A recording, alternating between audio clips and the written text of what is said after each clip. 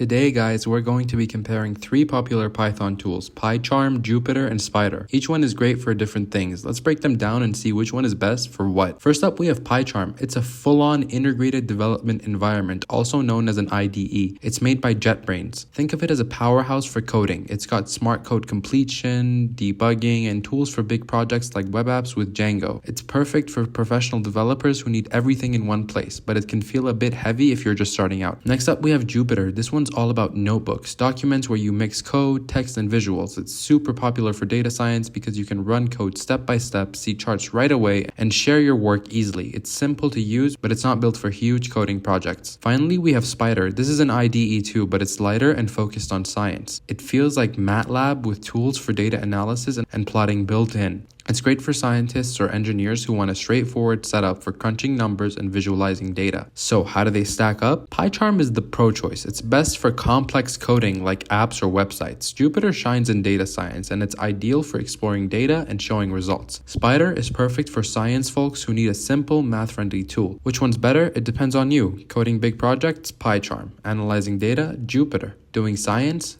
Go with Spyder. Pick what fits your vibe. Thanks for watching. Drop one of your favorites in the comments, and please like, share, and subscribe.